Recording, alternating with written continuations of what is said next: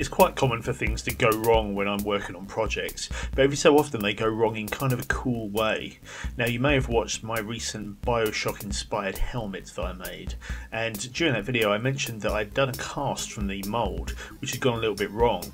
What I did was to pour some resin in which wasn't intended for roto casting, so as I sort of rotated the mould and the resin slushed about inside, it suddenly cured very quickly. So what that meant was I had one big blob of resin in the centre of the mask and some very thin bits all over the rest of it. So what I decided to do was to add some fiberglass backing to it, just to give it a bit of strength and then get it out of the mould. This was my first test anyway, so I didn't expect it to go 100% correct.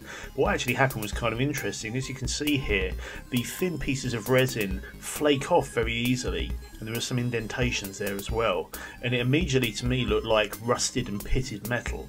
So while this wasn't the piece that I was going to use for the final mask, I did keep it to one side with the intention of doing something with it at a later date.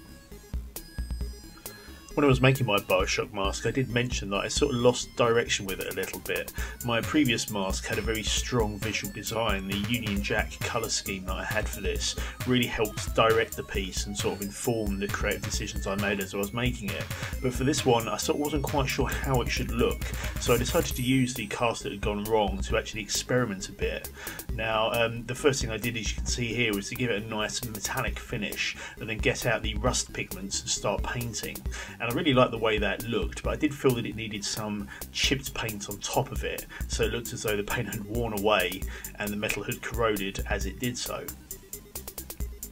So I decided to try some greens first off. So as you can see here, I've got some green pigment on here already, as well as the metallics and the rust colours, and you can probably see some blobs of purple. What this is the masking agent I've been using called Mask, and I'm going to add some additional green here to try and build up the paint scheme. I think this original one didn't go quite right, so I decided to have another go.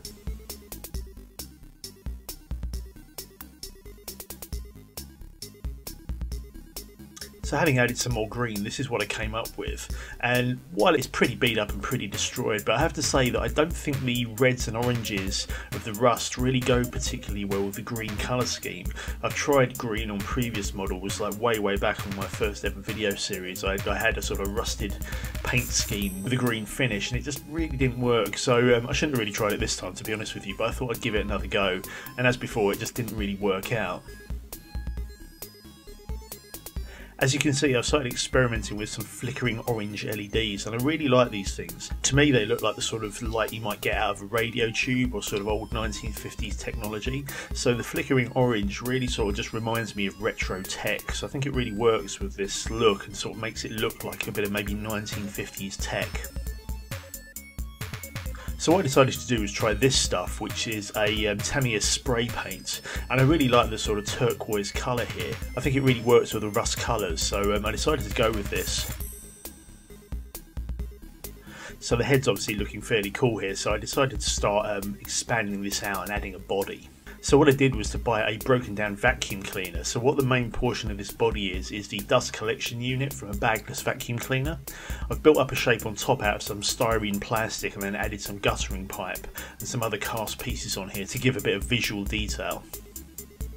So once that's been spray painted up, I think it looks pretty cool actually. You can't really tell what the original elements were. I've also put on top of this, these are cupboard drawer openers, so they're sort of little pneumatic pumps which you would attach to a drawer or a cupboard door or something like that. What I've done though is to drill a hole in them, so instead of being constantly extended they'll now go in and out, and I've just given them a coat of red spray paint. But these look quite convincingly like pneumatic pistons, so I think they really work here. The rest of the cabling's old tubing from a broken down vacuum cleaner. In the back of the head I've just got some old plumbing bits and pieces which I've spray painted red. I've also got some respirator hoses in there as well, and various other bits of cable as well.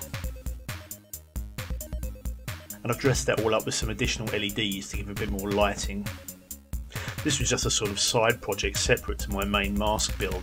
Nevertheless, I really like the way this has come out. We actually use it in the front room now as a lamp. So when the lights are dim, the flickering orange really adds a nice glow to the room. So that's just a quick look at this project. It's always fun to do something sort of separate when something goes wrong in a kind of a cool way. So that's just a quick look at this piece. So thanks very much for watching, and I'll see you next time.